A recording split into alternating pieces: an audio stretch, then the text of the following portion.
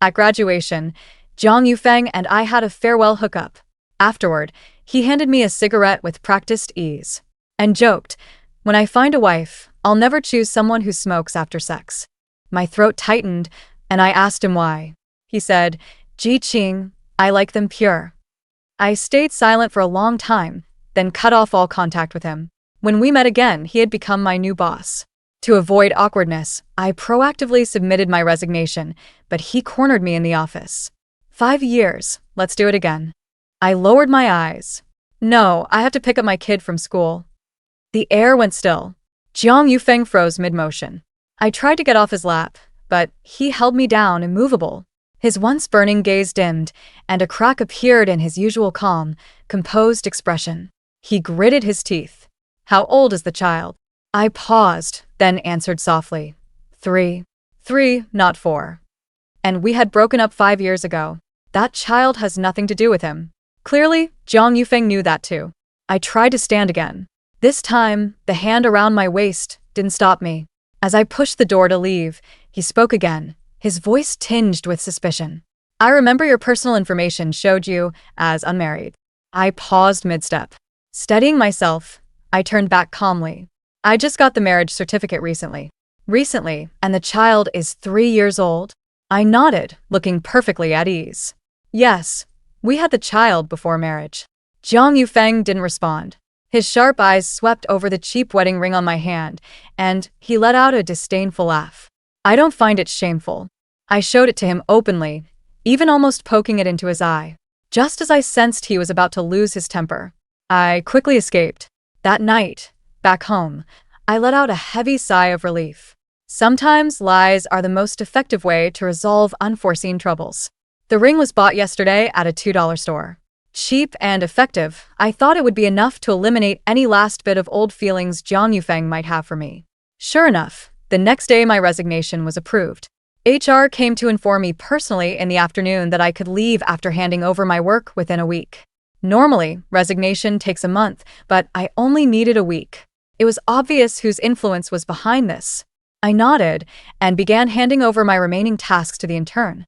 The new intern is very well behaved and enthusiastic. At least when I was mentoring her, she never had to pay for breakfast or afternoon tea herself.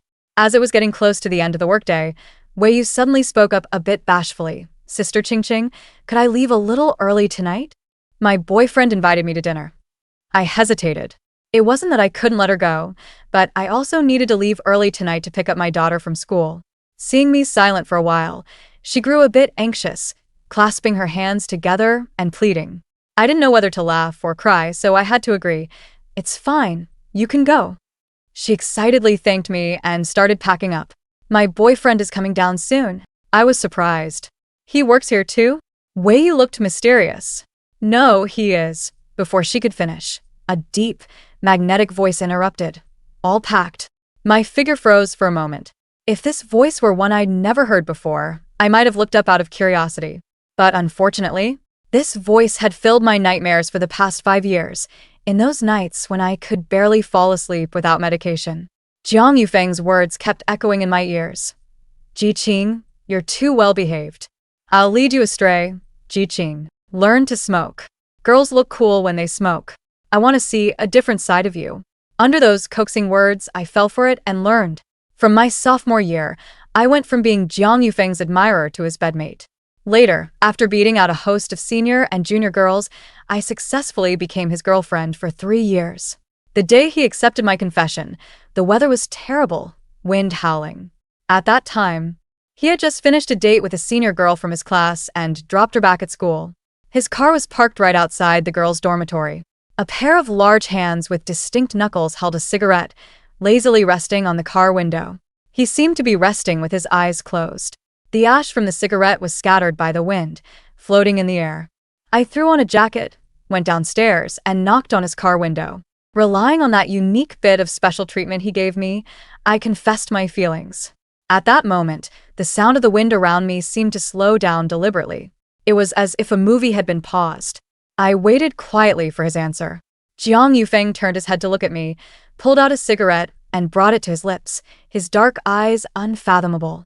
Yet it held a fatal allure. As if possessed, I took it between my lips, my moist lips brushing against his. He didn't pull his hand back. His teasing expression carried a hint of tacit consent. He only said, "Good girl." Not so good now. At that time, I was completely drowned in his eyes, not understanding the deeper meaning behind his words. Until graduation day, that was the last time he invited me to a hotel and the last time we ever met. After a round of pleasure, he skillfully handed me a cigarette. In the future, when I find a wife, I will never choose one who smokes after sex. At that moment, I forced down the sob rising in my throat and asked him why. Jiang Yufeng laughed. White smoke curled from his fingertips, his tone more serious than ever before. Ji Qing, I like them pure. Tears swirled in my eyes, making me forget to breathe for a moment. Ah, pure. He said he liked them pure. But once, he had repeatedly said I was too pure and too well-behaved, making it hard for him to make a move. Only now do I understand what he meant back then. Because she was naughty, she was automatically classified into his playable category. I pulled myself out of the memory, and my expression returned to calm and unruffled. Wei Yu turned around excitedly, grabbed her bag, and jogged over quickly. Then she suddenly turned back to look at me. Sister Qingqing, aren't you also in a hurry to pick up your daughter from school? Let us give you a ride. I was about to refuse.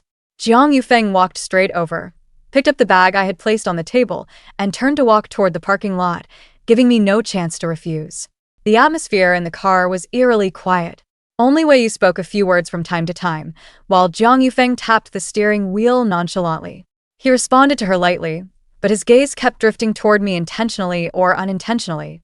Wei Yu, perhaps afraid I would feel awkward, started finding topics to chat with me. Sister Qingqing, since you often work late, does your husband pick up and drop off the kids? Suddenly hearing the word husband from her, I didn't react for a moment. I paused briefly, then shook my head.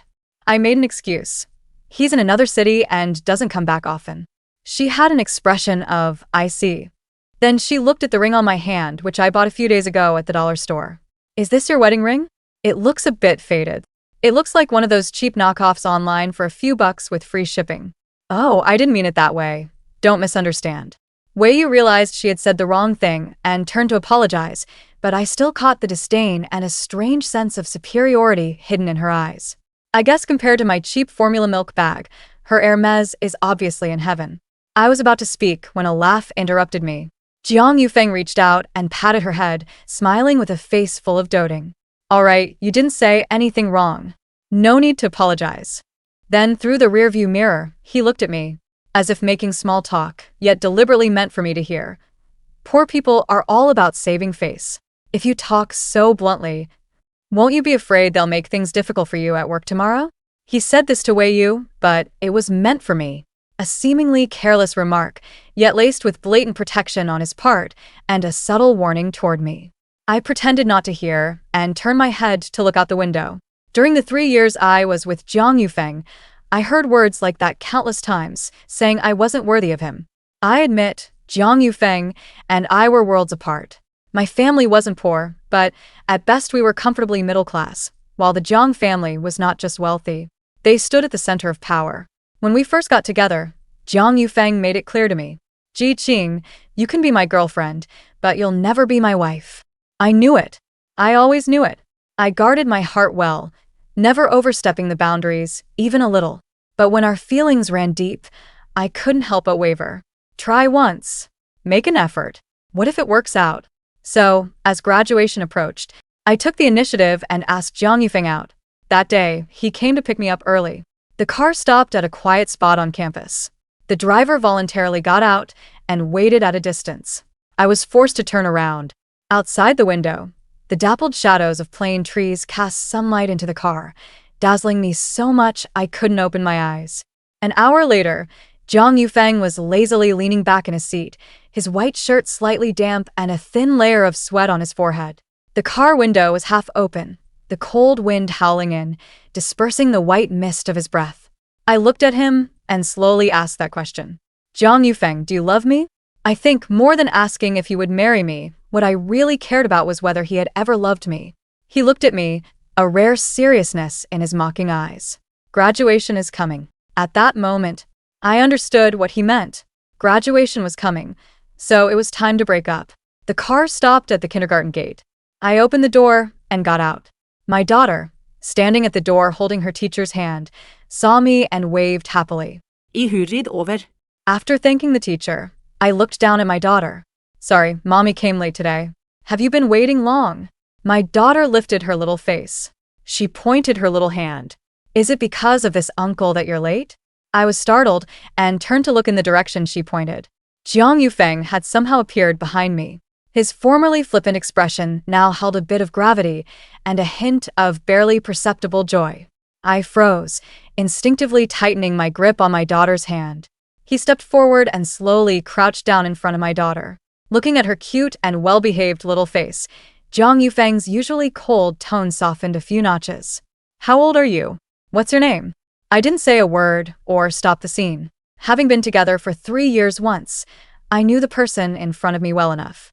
If I didn't let him see with his own eyes, he wouldn't believe what I said. I looked at my daughter tenderly. I gently squeezed her little hand, and receiving my hint, she understood what I meant. My name is Jitala, and I'm 3 years old. Phew. I let out a soft sigh of relief. Jiang Yufeng stared at the eyes and brows that were strikingly similar to his own. Before he could even express the joy of becoming a father for the first time, his daughter's words drenched him cold. The words stuck in his throat, unable to come out for a long while. My daughter was born prematurely, and because I was somewhat malnourished when I gave birth to her, she was thinner and weaker than other children her age. Besides, she was still such a little kid that it was hard to tell exactly how old she was at first glance. After breaking up with Jiang Yufeng, I blocked all his social media accounts, and he tacitly stopped paying attention to me. We were like two intertwined lines. Even if we once had a brief entanglement, once pulled taut, we would return to our original positions. Living in the same city for 5 years, I couldn't help but imagine if, at some moment or at some intersection, that familiar car might pass me by again. But it never did. We were always on different tracks, with our own rhythms and destinations. So even under the same sky, we were worlds apart. That evening, I returned home. My daughter tugged at my hem, looking puzzled. Mommy, I'm 4 years old. Why did you lie? Yes, why teach a child to lie? Perhaps because I didn't want to invite trouble. Shortly after our last meeting, I discovered I was pregnant. I considered terminating it, but lying on the operating table, I hesitated. A lingering sense of regret gnawed at my mind. I admit, I did feel unwilling. I thought, even if we couldn't be together, it would be good to have a child who shared his blood. So I gave birth alone. But when I truly held that tiny pink bundle in my arms, I suddenly felt so glad that I had made this decision. She is my child. She shares half my blood. She belongs to no one, and she deserves to see this world. After putting my daughter to sleep, I received a call from the HR manager, informing me that I didn't need to come to work tomorrow. I frowned and asked whose decision it was. The person on the other end hesitated for a moment, clearly not intending to answer my question. I didn't ask further. After all, it didn't make a difference to me whether it was a day earlier or later. After resigning, I didn't look for another job. Instead, I opened a children's clothing studio, and my daughter volunteered to be my model. With my daughter's cute face and the editing skills I worked hard to learn, I managed to gather some followers. I got by on occasional small orders and sporadic ad collaborations. Making ends meet wasn't a problem. I could even save a little. I thought quitting my job meant I could once again keep my distance from Jiang Yufeng, but it turned out I was overthinking. When Jiang Yufeng showed up at my door with a paternity test result, I wasn't surprised. Last night, while bathing my daughter, she had a hesitant expression on her little face, clearly troubled by something. She wanted to say something but didn't know how to start.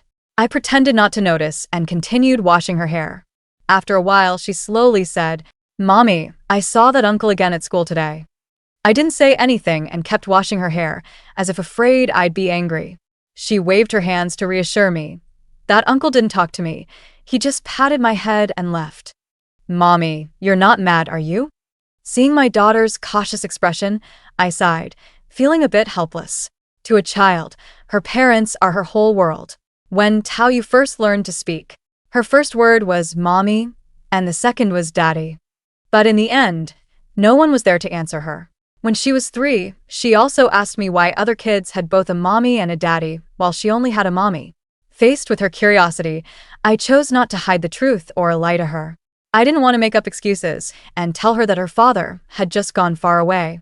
I told her, "You have a father, it's just that your father and I didn't choose to be together. He might not even know that someone like you exists in this world. You can choose to find him, and you can live with him. But the prerequisite is that I'm not sure if he'll accept you. Giving birth to you without his knowledge was my fault." I showed her a photo of Jiang Yufeng. My daughter is very smart. Children have good memories. With just one glance at the kindergarten, she recognized Jiang Yufeng. But she didn't choose to go up to him. The already small and cluttered living room now felt even more cramped with one more person. Jiang Yufeng sat on the single sofa and placed the document labeled as a paternity test on the coffee table. "Explain." I poured myself a glass of water, my gaze calm. "Explain what?" "How I got pregnant. Or why I gave birth to the child, or why I lied that the child wasn't yours. If it's the latter, then it was to avoid trouble. If it's the former, then you know better than I do. The last time, 5 years ago, was shortly after graduation. At that time, we hadn't seen each other for nearly a month, nor had we been in touch, ever since I asked that question in the car. With Jiang Yufeng saying he had graduated, we never met again. Well, no, we did run into each other a few times. Back then, everyone was busy hunting for jobs, gathering in small groups, drinking and chatting about life, boasting. Every day was filled with endless get-togethers, and among us, Jiang Yufeng was the busiest, but even so, it didn't affect his personal life. 3 days before graduation, half a month after we had lost contact, most of the dorm had left, leaving only me and my roommate across the bed. That day, after mailing off some of my luggage and returning to the dorm, when Ling was holding a mirror and applying lipstick, while downstairs, the black car I knew so well was parked. That was just Jiang Yufeng's way. When he wanted to do something, he never needed to hide it from anyone, nor did he care about others' feelings. The phone on the table buzzed. She answered quickly, and from whatever was said on the other end, a sweet smile curled at the corners of her lips. She was facing away from me while on the phone, yet I could still hear his voice clearly. I wanted to ignore it, but I was still stung by his gentle voice.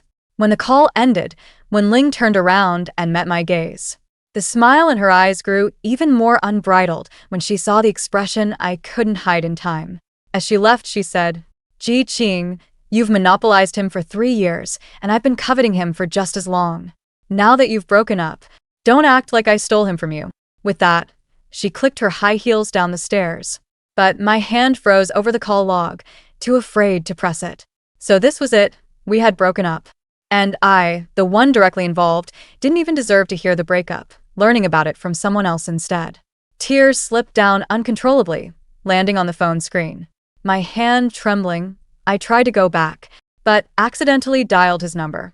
I instinctively wanted to hang up, yet in the end, I didn't press it. Clinging to that faint sliver of hope, I thought, let me try again. What if he answers? But then I panicked. What would I say if he actually did? Would I ask him straight out if we'd broken up? Or ask him if he wanted to choose to end it? My hand trembled slightly. Those few seconds felt like hours to me, my heart beating abnormally fast and sinking heavily. Afraid he would answer. Even more afraid he wouldn't. 2 seconds later, the call was hung up. At that moment, a buzzing sound rang in my ears. In a daze, I heard my own heartbeat, each beat striking my nerves, dull and tumultuous. That afternoon, I moved out of the dormitory as quickly as possible and never actively contacted Jiang Yufeng again. Until about a week later, we met at a graduation party, when Ling was by his side. From time to time, murmurs arose in the private room. I pretended not to hear and ate in silence, occasionally responding to classmates' small talk. Until on the way back after the party ended, I received a call from Jiang Yufeng. It had been a month. The first call he had initiated. Reason told me I should hang up, but my hand instinctively pressed answer. "Where are you?" A familiar tone, a familiar voice. At this moment, his simple question was enough to make the hard-built wall in my heart crumble. My nose tingled slightly as I forced my voice to sound normal. Pathetically, I told him my location. Jiang Yufeng said, "Wait for me," and hung up. That night, I waited a full 4 hours, until the bustling street was empty of people, until the vendors had packed up and closed their stalls. Only then did I realize that hope is like a sandcastle, just a hollow shell that the tide of reality can easily wash away and collapse. When Jiang Yufeng finally arrived, I had already been waiting there for nearly 6 hours. He gestured for me to get in the car. I held onto the bus stop sign, slowly stood up, and stiffly moved my legs. He said, "Something came up and delayed me." Then he glanced at my pale, cold lips, frowned slightly, and said, "Why didn't you call me if I wasn't coming? Just waiting here like that. If I hadn't shown up, were you planning to wait all night?" I pulled out my phone, which had already gone black. Jiang Yufeng didn't say anything else. After a long moment, I spoke. "Jiang Yufeng, next time you have something, you can just tell me directly." The air fell silent for a second, and neither of us said another word. That night, I didn't bring up the post Wenling had shared on Moments, a huge 5-tier birthday cake in a massive private room, surrounded by well-wishers, all the classmates who had attended the party that evening. Every single one of them was there, except me. At that moment, what else could I not understand? No wonder they hemmed and hawed after the show, saying they had other things to do and telling me to leave first. No wonder when I was about to leave, Wenling gave me a provocative, smug smile, then turned her head to say something to Jiang Yufeng. No wonder not long after I left, Jiang Yufeng called me, then left me hanging for hours. Everything was just too coincidental. Yet it was deliberate and blatant exclusion. That's just how he is. Whoever he's with, he spoils them rotten. Since the last time Jiang Yufeng showed up at my door with the paternity test, he started appearing frequently. Sometimes I ran into him downstairs. Sometimes he would wait with me at the kindergarten gate. He didn't stay far or come close, just followed behind me like that. But deep down I knew this wasn't Jiang Yufeng's style. That afternoon, as usual, I finished work and was about to leave when the phone in my bag suddenly rang. I answered. It was my daughter's homeroom teacher. "Tao Li's mom. Little Tao Lo was picked up by her grandmother this afternoon. Are you aware of this?" I jerked my head up. At that moment, I felt all the blood rush to my forehead. The teacher explained. "It's like this. This afternoon, a lot of people came to the school. Even the principal received them in person. They specifically asked to take Tao Lo away. And they also presented a paternity test." I clenched my palms, forcing down the rage in my chest. After hanging up hastily, I rushed out the door. At the Jiang family's old mansion, Jiang Yufeng was leaning back on the sofa, with a little girl sitting quietly by his side. He had a bit of a headache. He had already been considering discussing custody of the child with Ji Qing, but then his mother pulled the stunt. And it was such a grand affair, she probably already knew by now. Jiang Yufeng reached up and pinched the bridge of his nose. Feeling overwhelmed, Mrs. Jiang wore a beaming smile as she gazed at her little granddaughter, finding her adorable no matter how she looked. No matter what, this child had to be recognized back into the Jiang family. The Jiang bloodline absolutely could not be left to drift outside. Ji Taola sat quietly. When others asked her something, she would only lift her head and glance at them, just refused to speak, or would lower her head and stare at the tips of her shoes until a shadow fell over her face. She lifted her small face and saw an Annie dressed very fashionably and beautifully, Wenling, holding a small cake. She offered it to her. "Eat it." Ji Taola shook her head and said her first words since arriving at the Jiang family. "Mom said I'm allergic to cream. I can't eat cake." Wenling smiled gently. "That's what she lied to you about. Your father isn't allergic and neither are you." Then she lowered her voice and said, "She was just too poor to buy a cake, so she lied about the allergy. Now that you're back in the Jiang family, you can have whatever you want. You have your father and grandmother, and of course, you will have a new mother." Wenling's voice was very soft. Apart from the little girl in front of her, no one could hear exactly what she said. At first glance, it looked like she was chatting and laughing with the child. When I arrived at the Jiang family, this was the scene that met my eyes. Madame Jiang sat upright on the sofa. Jiang Yufeng crossed his legs, his dark eyes slightly lowered, unreadable thoughts hidden within. Wenling held her daughter in her arms, her brows curved and expression tender.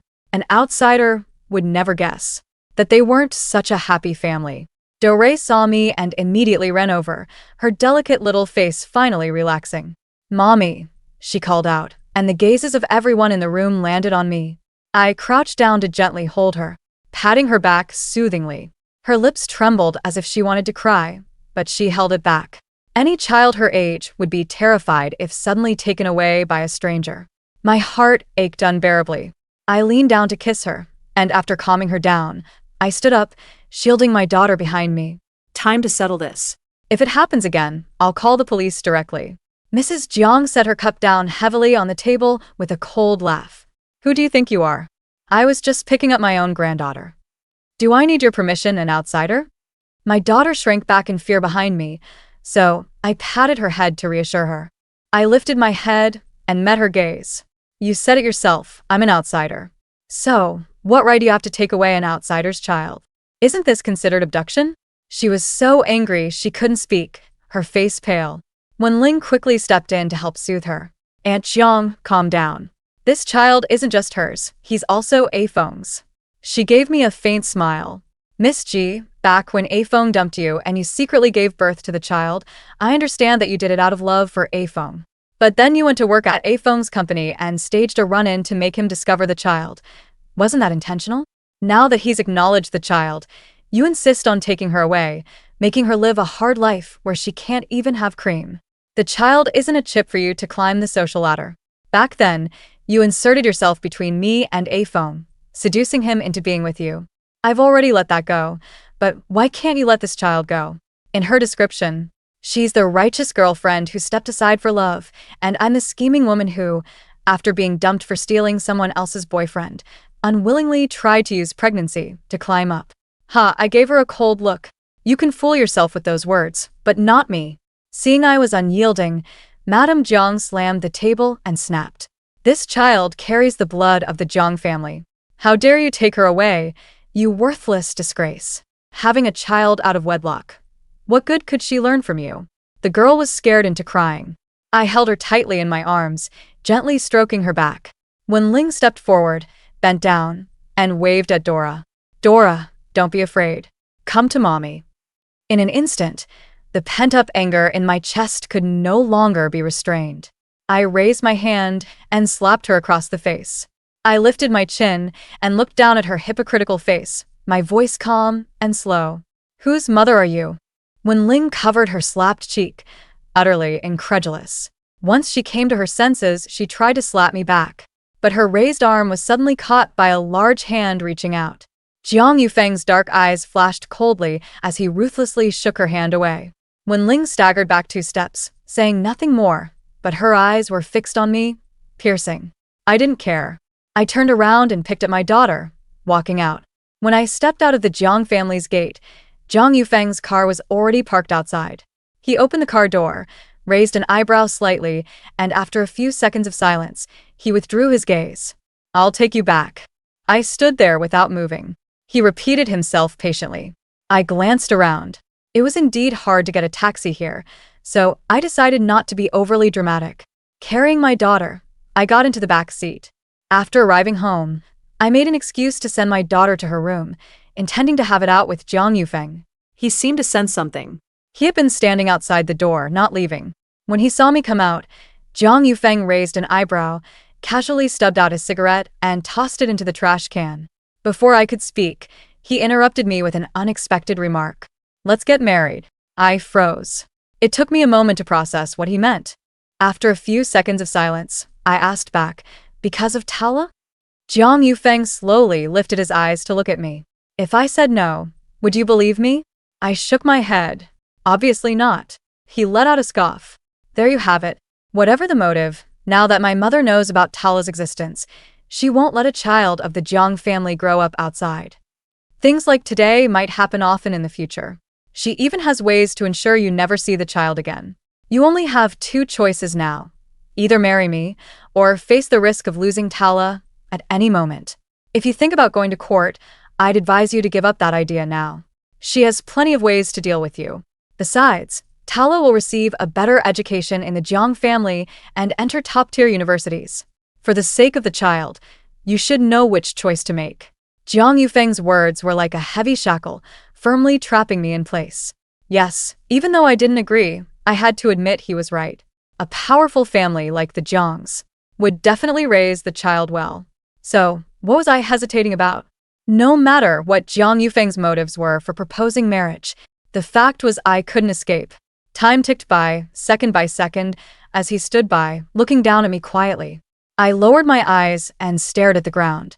After a moment, I looked up and asked him very seriously, Jiang Yufeng, will you be good to the child? A flicker of confusion passed through his eyes. Then, after a moment, he suddenly laughed, as if my question had annoyed him into laughter. Ji Qing, what do you take me for? She's my daughter too. Do you think I would mistreat her? I nodded. Then I'll listen to you. I turned and closed the door, shutting out everything outside. Naturally, I missed the triumphant yet ambiguous smile that curled at the corner of Jiang Yufeng's lips. Jiang Yufeng acted quickly. The next day, my daughter and I were moved back to the Jiang family, not to the old mansion though. It was a new villa he had purchased.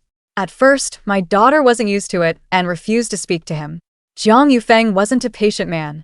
After trying a couple of times with a thick skin and getting ignored by Taola, he stopped initiating contact. Jiang's mother came to make a scene several times, but she couldn't even get through the door. Jiang Yufeng blocked her each time. The last time she came, their argument was loud. She didn't agree with him marrying me, but Jiang Yufeng seemed set on it. No one's persuasion worked. Furious, she smashed another set of teacups and pointed at his nose, cursing, I told you back in school. Women like that are just for fun. They're all about putting on airs. They don't belong in this family. But you not only brought her home, you even had a child with her, and now you want to marry her. Are you trying to drive me crazy? Jiang Yufeng lit a cigarette expressionlessly and took slow, deliberate drags. There was an icy chill in his eyes. Back then, I listened to you and chose to break up with her. Now I regret it. If you can't stand her, then don't come here anymore. The argument ended with his mother slapping him across the face. During the meal, I accidentally glanced at the red mark on his face. I just pretended not to notice. Jiang Yufeng glanced at me, pressing his tongue against the inside of his cheek. He let out a cold laugh. You're really heartless now. I smiled back.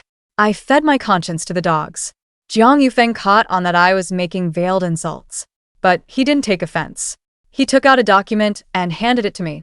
I opened it and glanced at it. It was the transfer procedures for our daughter, already processed. The students enrolled there are all from influential or wealthy families.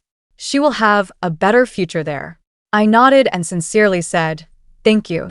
Thank him for taking responsibility for our daughter's future, so at least I could feel some relief.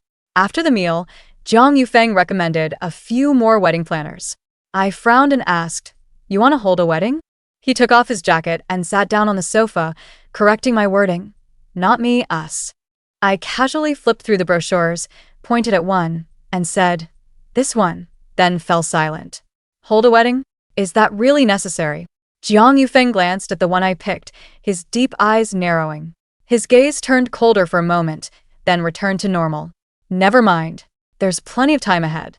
The wedding was set for half a month later. As soon as the news broke, the outside world exploded like a bombshell. Former classmates and friends called one after another to offer their congratulations. But I didn't answer a single call, focusing instead on spending time with my daughter. During this period, I spoke countless good words about Jiang Yufeng in her ear. She went from initial resistance to slowly accepting it, accepting the presence of a father figure in her life, accepting the current living environment. Occasionally, she would even call Jiang Yufeng dad. The first time he heard that address, Jiang Yufeng was stunned. His usually indifferent, lazy expression showed a hint of confusion for the first time. But he quickly reacted, holding his daughter in his arms and clumsily feeding her. His daughter didn't mind him and ate it all to save face. After that, my daughter lifted her little face and gave me a sweet smile. Mom, is this what you wanted? At that moment, I was stunned. If this is what you want to see, Tao look and do even better. I thought she knew nothing, but in fact, all along it was me who couldn't see clearly. 1 week before the wedding, I received a call from an unknown number. There was no sound for a long time. Just as I was about to hang up, a voice suddenly spoke. Should I call you Mrs. Jiang now, or Sister Qingqing? At that moment, I realized who it was. Wei Yu, Jiang Yufeng's ex-girlfriend. She used to be an intern under me. I didn't want to get entangled with her. Is there something? She let out a cold laugh. Do you think he truly loves you? He's just in it for the novelty. Ji Qing, you are really despicable. Back at the company, you seduced him into making excuses to pick me up from work just to see you. Even after quitting, you made him marry you, an old woman who has already had a child. You. I didn't listen to her anymore. I hung up the phone directly and turned to look at the father and daughter playing nearby. Jiang Yufeng was taking care of the child for the first time, learning as he went. He was quite patient. Amid his busy schedule, he turned back to glance at me. Whose call was that? I told the truth. Your ex-girlfriend? He asked back. Wenling. I froze, not expecting that he would think of Wenling first. I shook my head and went back to the room.